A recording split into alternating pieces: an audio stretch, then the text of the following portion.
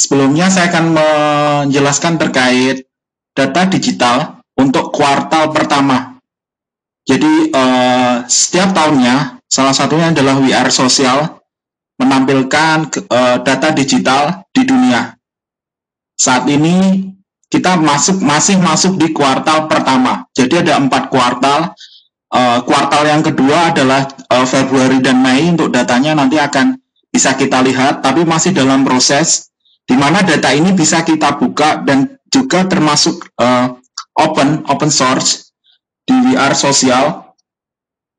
Ini adalah data total populasi di dunia sekitar 7,75 miliar, di mana pengguna handphone sendiri ada sekitar 5 miliar dengan pengguna internet user 4 miliar.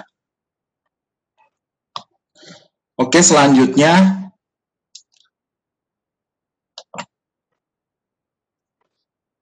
jadi berapa waktu yang kita gunakan untuk mengakses internet?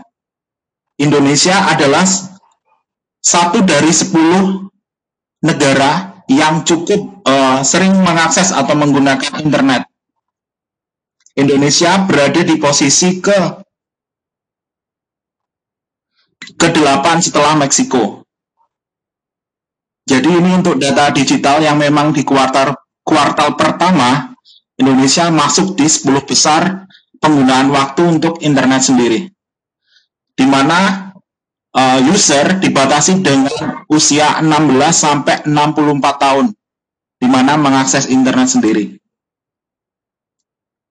Oke, selanjutnya saya akan beralih.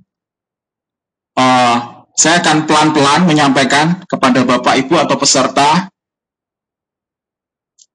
Oke, selanjutnya, kemudian ini adalah waktu penggunaan sosial media, di mana dengan internet user umur pada 16 sampai 64 tahun, sekali lagi Indonesia berhasil menduduki peringkat kelima. Ini ada apakah termasuk positif, apakah negatif? Indonesia berhasil menduduki peringkat kelima di bawah Nigeria, di mana posisi pertama adalah Filipina, Kolombia, Brasil, Nigeria, dan juga Indonesia. Apakah ini termasuk prestasi? Saya juga sendiri masih bingung, karena Indonesia berhasil menduduki peringkat 5 untuk penggunaan waktu mengakses sosial media. Sama seperti yang dijelaskan oleh Pak Haidar atau Mas Haidar tadi, terkait kecanduan pengakses seperti Instagram, sosial media yang lain. Oke, selanjutnya, dan ini adalah waktu yang dialokasikan untuk menggunakan mobile apps dari kategori. Jadi rata-rata waktu yang digunakan ketika kita menggunakan mobile device atau gadget setiap harinya, per harinya adalah 3 jam 40 menit. Sedangkan ketika kita mengakses sosial dan communication application sekitar 50%-nya. Jadi rata-ratanya adalah 3 jam 40 menit, hampir 4 jam. Kemudian ketika kita membuka video dan entertainment aplikasi 21%, hingga kita menggunakan untuk jenis aplikasi yang lain adalah 19%. Kemudian ini adalah sama seperti yang dijelaskan oleh Saudara Haidar tadi terkait kecanduan game. Ini adalah game konsol, bisa juga PlayStation, atau game yang diakses yang kita gunakan menggunakan mobile PC. Mobile PC atau bisa kita gunakan yang seperti sekarang ada Xbox, Nintendo DS, dan beberapa teknologi baru itu termasuk ke dalam game-game konsol, di mana survei ini dilakukan pada usia 16 sampai 64 tahun. Lagi-lagi Indonesia menjadi peringkat 10 besar untuk waktu dihabiskan untuk menggunakan game konsol sendiri. Sedangkan bisa kita lihat Cina, di sini Cina berada di posisi kelima. Cina berhasil menjadi posisi kelima tidak begitu permasalahkan karena Cina saat ini menjadi salah satu produsen atau vendor developer, beberapa developer besar seperti yang bisa kita lihat di seperti PUBG, aplikasi atau game yang dihasilkan PUBG, Mobile Legends, Garena, dan beberapa game-game besar memang berasal dari Tencent dan juga beberapa dari perusahaan besar seperti dari Alibaba yang lainnya.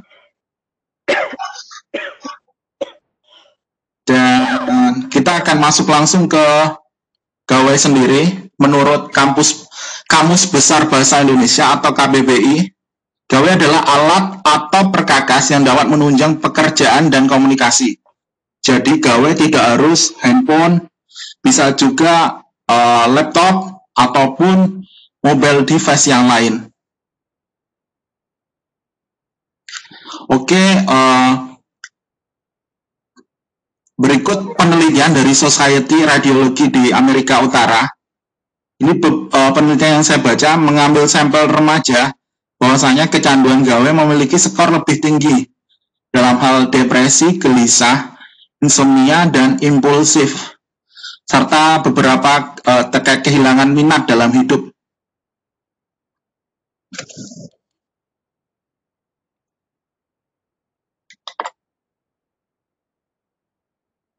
Oke, apakah Anda masih bisa mendengar suara saya ketik angka 1?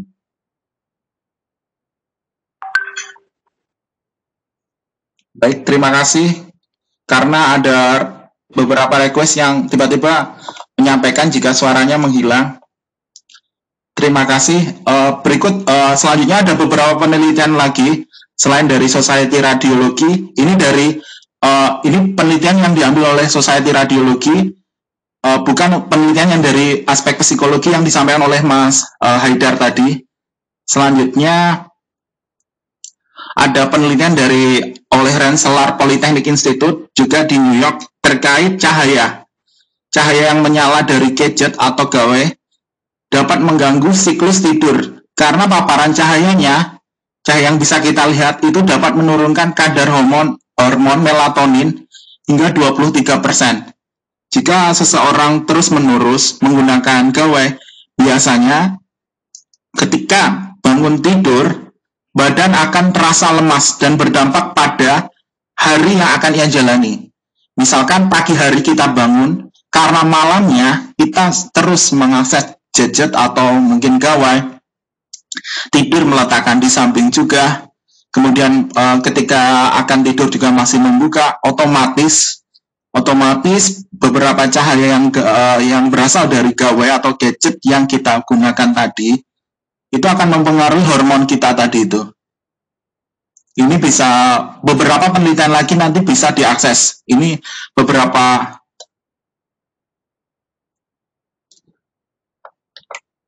Oke, baik, akan saya lanjutkan.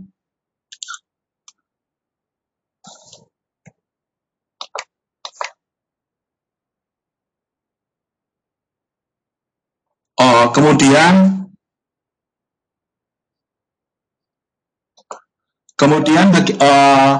ini adalah ciri-ciri kecanduan Gawai pada anak.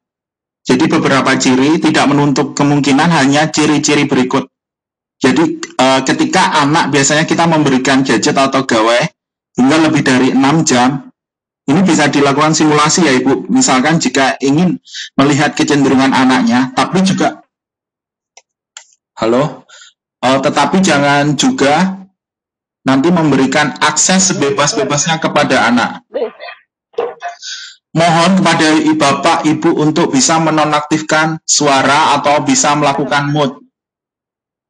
Terima kasih. Anak yang dengar dulu. Melupakan Oke. malas mandi terkadang tegang tidak mau belajar. Yang pertama, halo Ibu. Jangan gitu ya. Yang pertama adalah melupakan tanggung jawab, malas mandi, hingga tidak mau belajar, tidak mau makan, hingga kadang berakibat marah. Sedangkan ini bisa, saya sendiri punya beberapa keponakan ketika misalnya oleh orang tuanya diminta untuk makan karena bermain games atau mengakses aplikasi, cukup sulit dikontrol anaknya. Seperti tiba-tiba impulsif tadi, marah, kemudian beberapa sulit untuk diberitahu. Ini beberapa kejiwaan yang bisa kita lihat. Baik, selanjutnya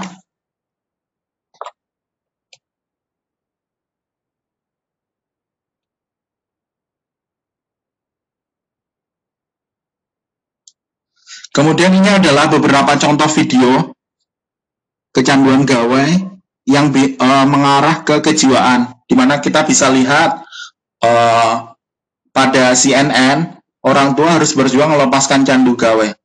Baik, ini akan coba saya putar sedikit. Apakah bisa?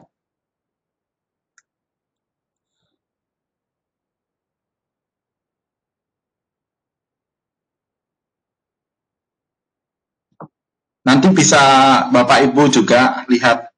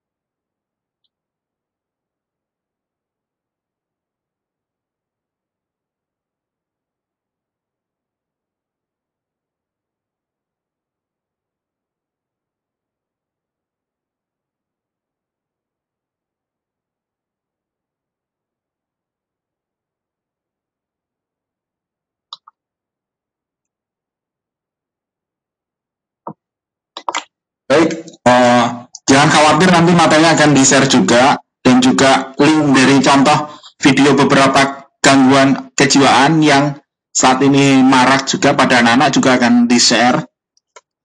Dalam video ini akan saya lanjutkan lagi terkait efek. Efeknya adalah motorik halus terganggu, bicara lebih terlambat, korban bully juga karena kurang bersosialisasi, di mana anak terus mengakses gadget atau handphonenya juga. Ini adalah sangat bahaya ketika tiba-tiba menjadi korban bully karena sering mengakses gadget atau gawai tersebut. Selanjutnya ini adalah masalah lain juga. Sama seperti video yang tadi sebelumnya saya jelaskan, di video ini faktanya peningkatan kunjungan psikiatri anak lebih dari 5 orang, di mana status juga beralih menjadi waspada. Kondisinya ini bisa kita lihat di Rumah Sakit Cisarua. Efek emosi tinggi, depresi pada anak, terus juga yang paling bahaya adalah gangguan mata. Karena bisa kita lihat seperti pada gambar, di mana jarak antara gadget atau gawai dengan mata pada anak atau ketika mengakses sangat dekat sekali. Jadi mohon Bapak Ibu, jika punya misalkan kepada adik atau anaknya, mohon untuk juga penggunaan gadget, jarak antara mata dengan juga gawai agak jauh. Kemudian ini adalah contoh juga, bisa kita lihat, ini ada artikel online, ini adalah akibat karena melihat YouTube berlebihan. Artikel ini bisa kita akses di laman ini, intisari.grid.id. Anak tersebut terkena sindrom juling, tapi belum begitu parah. Di terapi 3 jam tiap hari, harus menutup mata 1. Ini salah satu akibat penggunaan gawai yang berlebihan tadi. Memang tidak bisa disebut candu seperti yang disampaikan Mas Haidar tadi dalam sisi psikologi, tapi juga cukup bahaya jika memang seperti sampai saat ini. Misalkan mata, korban bully, juga kemampuan berbicara menurun pada anak atau keterlambatan berkomunikasi atau berbicara, speed delay. Jadi ketika anak komunikasi dengan teman sebayanya atau dengan orang tua mengalami keterlambatan dalam berbicara. Halo, masih bisa mendengar suara saya? Ketik angka 2 jika masih bisa mendengar suara saya. Terima kasih, ada yang mengetik angka 3 juga. Terima kasih. Baik, saya lanjutkan terkait bahaya lain. Seperti yang tadi, selain bahaya ke orang tua, bahaya juga terjadi pada anak adalah radiasi.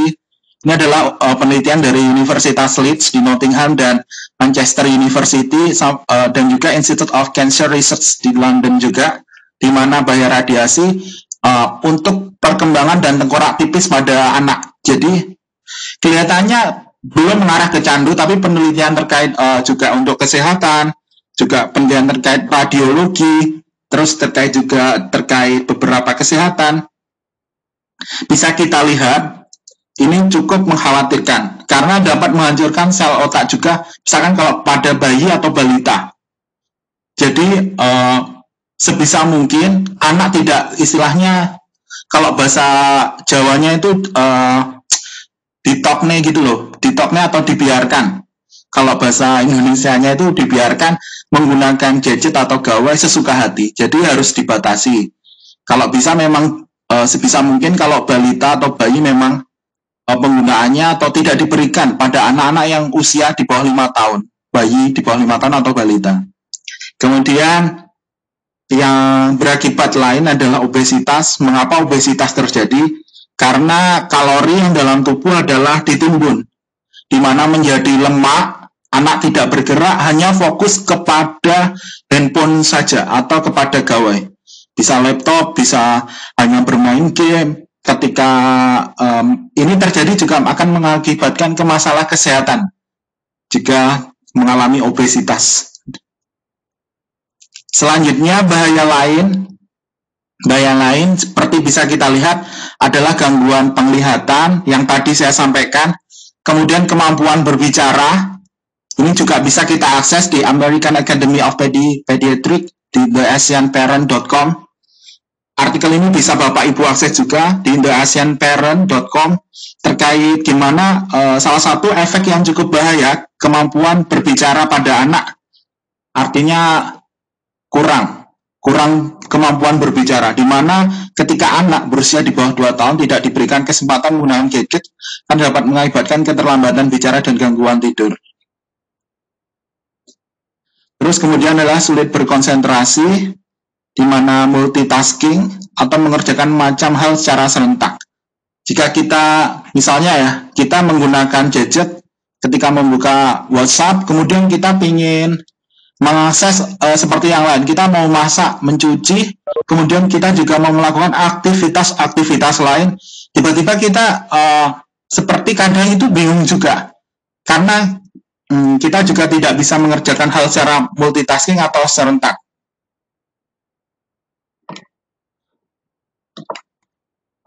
Oke, selanjutnya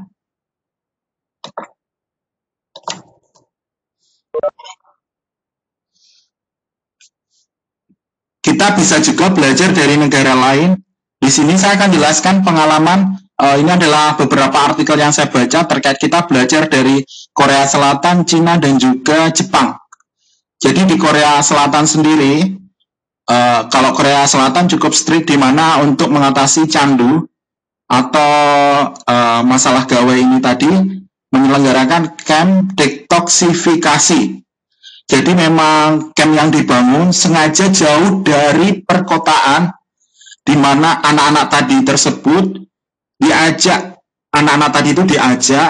kemudian dibawa ke tempat yang alam,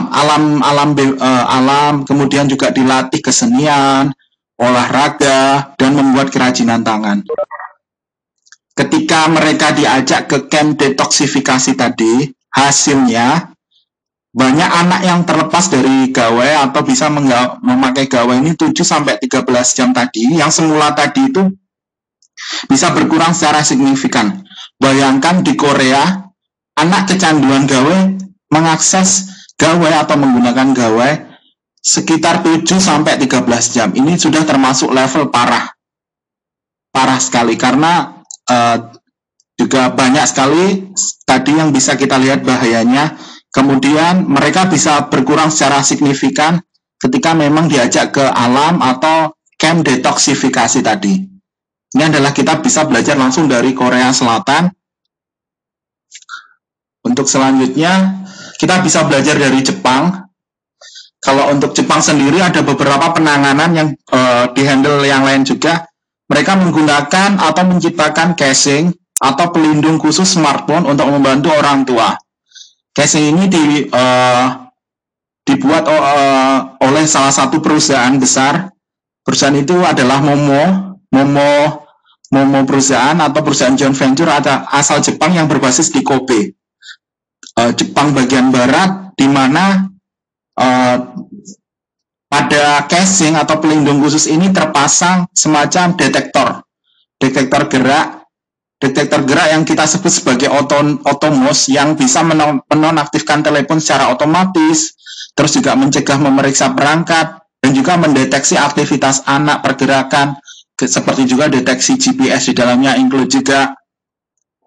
Termasuk salah satu kelebihannya adalah bisa mendeteksi adanya kejutan signifikan seperti kecelakaan, terus juga mengirim otomatis pesan ke orang tuanya jika terjadi sesuatu. Ini memang ke negara yang sudah canggih belajarnya kita. Kemudian yang di Cina, kalau yang di Cina ini baru-baru ini pemerintah melalui National Press and Publication Administration mengumumkan larangan anak di bawah 18 tahun menggunakan game dari jam 10 malam hingga 8 pagi. Jadi memang ini saya lihat sendiri, orang tua mereka sangat strict atau ketat pada anak. Karena bisa membahayakan ya, karena di Cina sendiri adalah top 5 besar pengakses atau istilahnya negara dengan akses game. Indonesia juga termasuk 10 besar. Tetapi jangan bangga dengan prestasi tersebut kalau Cina bisa mengimbangi sebagai negara produsen games. Game-game salah satunya adalah Tencent, kemudian juga Alibaba, kemudian ada dari Tsinghua Park Science and Technology, kemudian ada beberapa dari pusat riset sama dengan yang lain. Jangan bangga kalau Cina bisa mengimbangi sebagai produsen, sedangkan Indonesia untuk mengimbangi ini masih cukup kesulitan. Jadi di Cina, anak-anak dibatasi hanya bisa bermain maksimal 90 menit sepanjang hari, dan diperbolehkan 3 jam saat hari libur.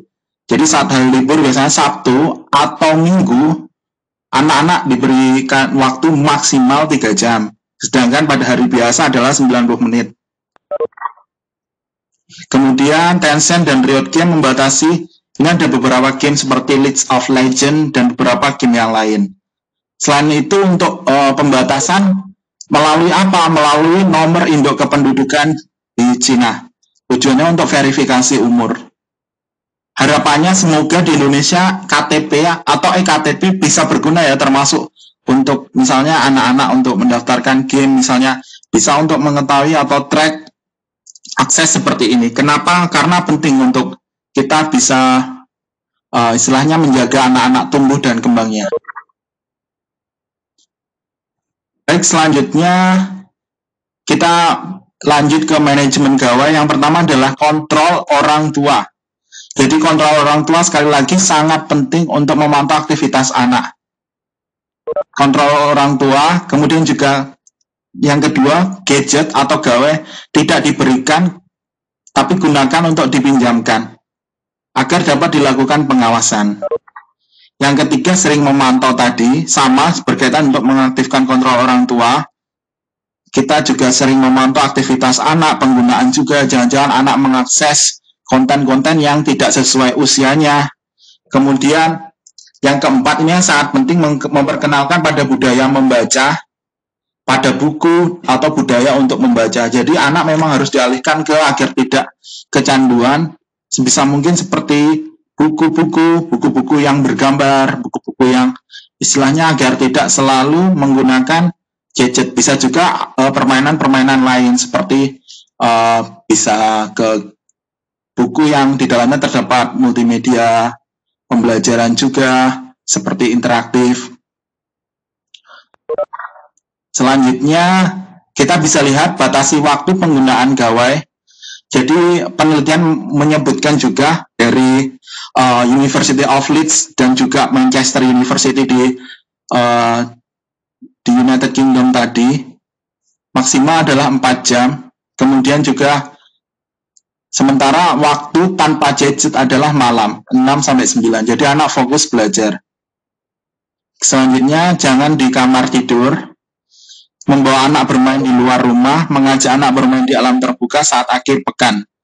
Kemudian yang terbaru seperti yang dilakukan oleh Cina, Jepang, dan juga Korea melalui gadget atau game mengenalkan bahasa pemrograman atau coding. Jadi diarahkan ke memang produktif seperti yang saya lihat sendiri di China, ada beberapa mata pelajaran yang sudah diterapkan ke anak untuk pemrograman dari SD, SMP. Jadi sedari dini memang diarahkan gadget ada memang tugas untuk coding atau pemrograman yang memang arahnya memang untuk produktivitas keluarganya. Selanjutnya, keuntungan mengajak anak bermain di luar, bebas bermain, mengembangkan otak, vitamin D, keterampilan bersosialisasi, kemudian perbaikan suasana hati, mengenalkan hewan, keterampilan motorik tadi. Ini salah satu kenapa mengajak anak bermain di luar penting. Selanjutnya ini adalah aplikasi. Karena saya dari background teknologi juga, saya akan menyampaikan aplikasi untuk mengawasi si kecil saat bermain ponsel pintar. Ini adalah 3 aplikasi yang cukup direkomendasikan. Ada KidPlace, dibangun oleh salah satu perusahaan yakni Kidoware. Kemudian Kakadu Parental Control atau Screen Time Parental Control by Screen Time Tab. Ini bisa kita download di Play Store juga. Apakah Bapak Ibu masih bisa mendengar saya? Ketik angka 5 jika Bapak Ibu bisa mendengar saya.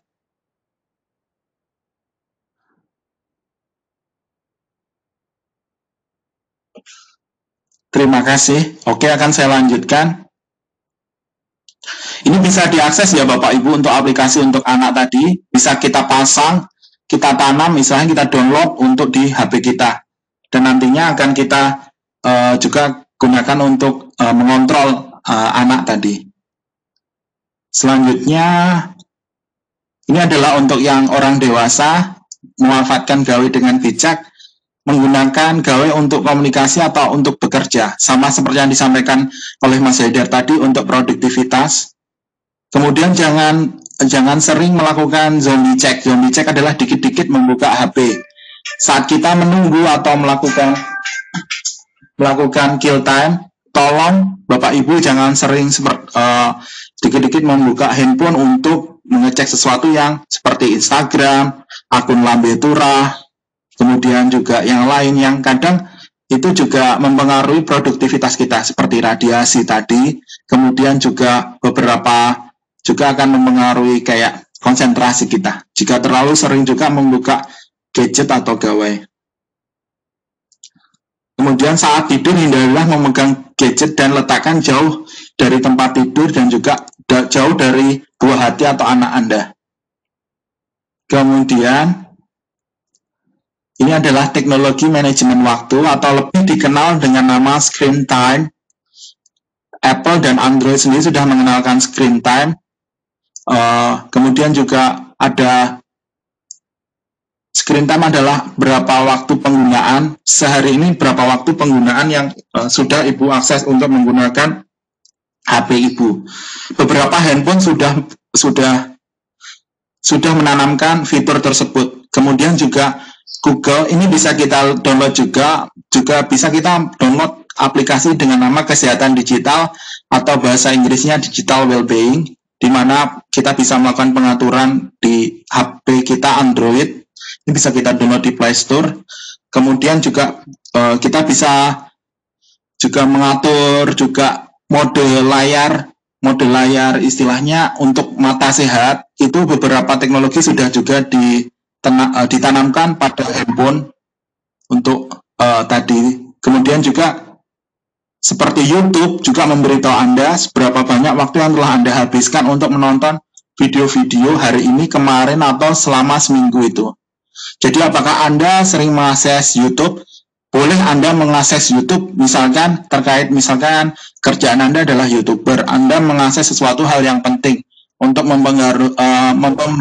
istilahnya mengupdate ilmu atau tentang informasi terbaru. Tapi jangan juga istilahnya mengakses YouTube seperti yang kurang bermanfaat, seperti yang istilahnya membuang-buang waktu, menonton berita gosip atau fitur-fitur yang lain.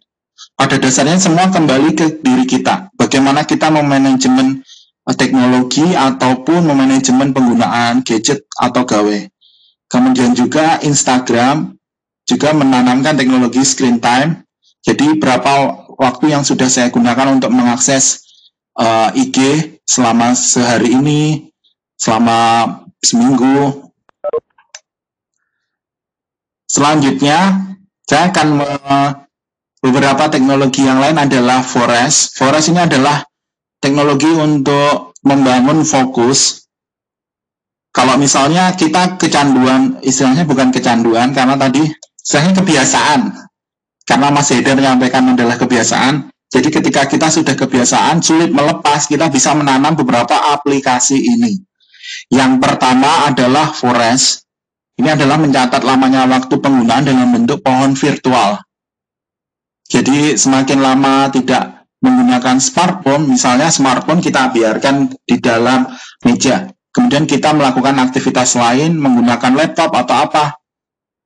Kemudian beberapa pohon tadi itu akan tumbuh. Dan pohon akan mati jika kita keluar dari forest. Contoh keluar dari forest adalah tangan kita gatal membuka aplikasi IG, tangan kita gatal membuka Facebook, atau tangan kita gatal membuka aplikasi-aplikasi yang lain, forest ini akan mati pohonnya. Jadi semacam untuk fokus, berapa menit kita bisa fokus menyelesaikan tugas kita. Selain teknologi screen time tadi dan beberapa fitur untuk anak, parental control tadi yang bisa kita download dan kita bisa akses melalui Google Play Store. Kemudian teknologi yang lain adalah Reserve, smartphone addiction timer. Jadi ini adalah semacam menggembok atau mengunci smartphone.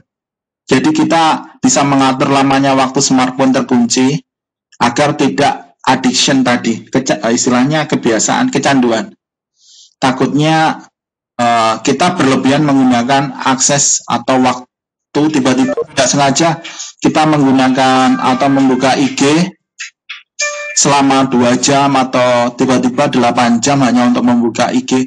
Tetapi Smart Addiction Timer ini adalah fiturnya adalah salah satunya adalah Powerful Lock Mode, di mana jika diaktifkan pengguna tidak bisa menghapus aplikasi ini. Kemudian juga kita harus berhati-hati.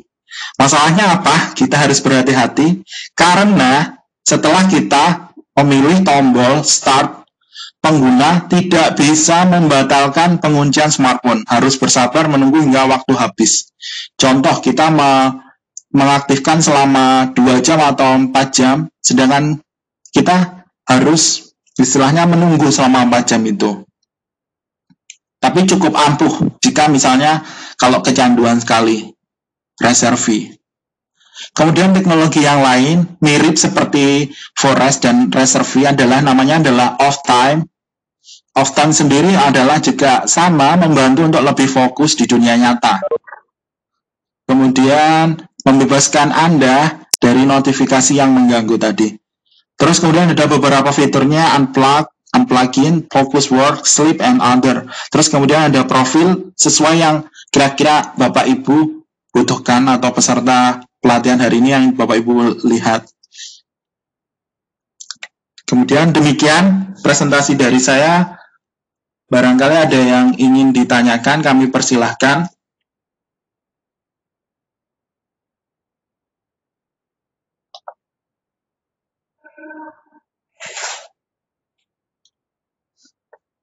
Silahkan kepada Bapak Ibu barangkali ingin ditanyakan.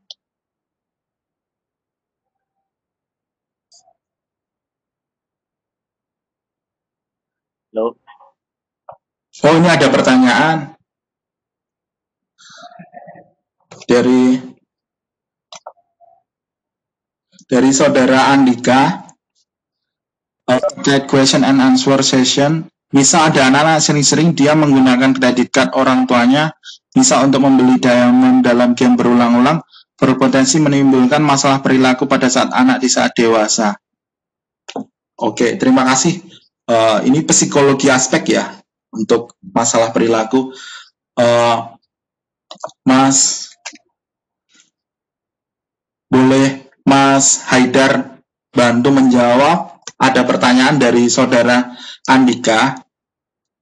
Misal ada anak-anak yang sering diam-diam menggunakan kredit card orang tua, kemudian membeli diamond. Diamond adalah fitur dalam game berulang-ulang, berpotensi menimbulkan masalah perilaku pada saat anak dewasa.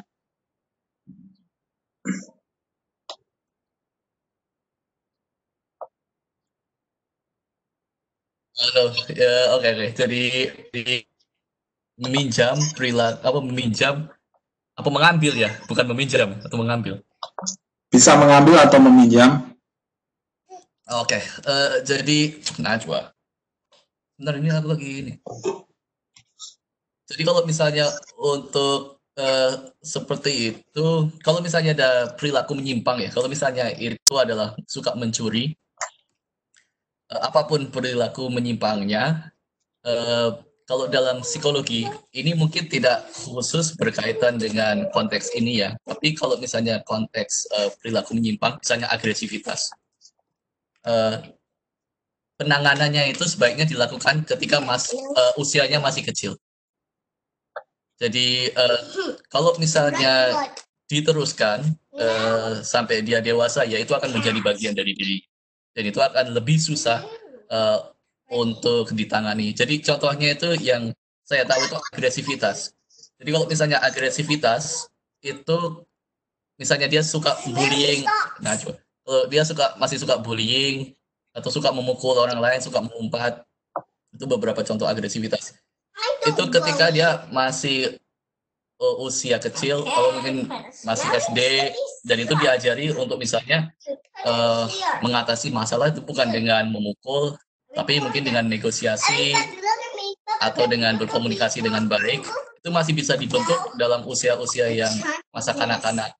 Semakin lama dia melakukan perilaku yang menyimpang itu semakin susah. Jadi ketika misalnya dia suka melakukan perilaku menyimpang itu, membeli diamond, dan itu sampai dia 20 tahun atau 30 tahun.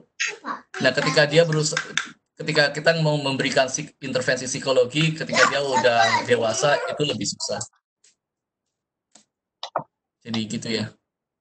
Jadi artinya kalau misalnya mau memberikan intervensi kepada orang tersebut, sebaiknya dilakukan ketika masa kanak-kanak.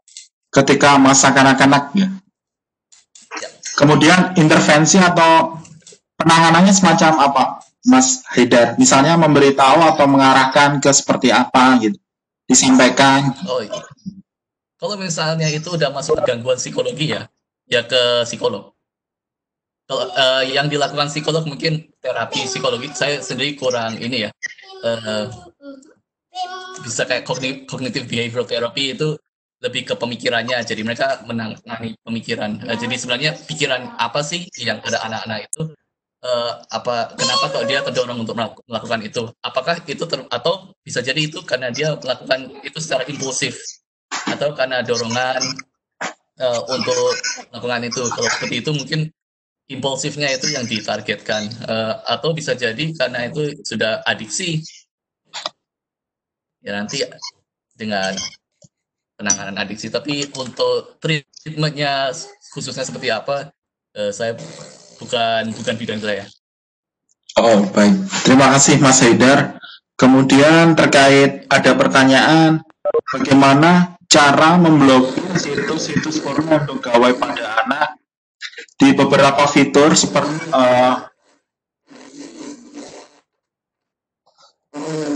Ini saya ambil alih dulu ya, Mas.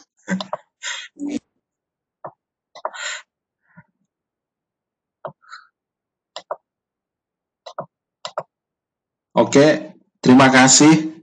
Bagaimana cara memblokir atau istilahnya situs-situs porno pada gawai pada anak? Beberapa handphone sudah menerapkan fitur seperti Kids Mode. Kids Mode adalah beberapa aplikasi yang bisa dibuka oleh anak.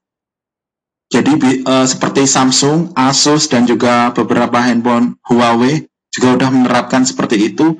Jika memang beberapa handphone belum mendukung fitur tadi, kita bisa mendownload aplikasi yang sudah saya sampaikan tadi. Ada parental control ataupun juga beberapa aplikasi untuk manajemen kecanduan gawai seperti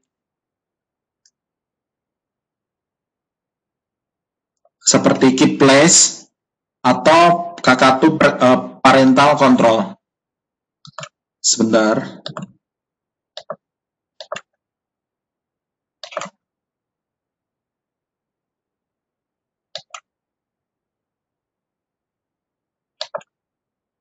Seperti ini.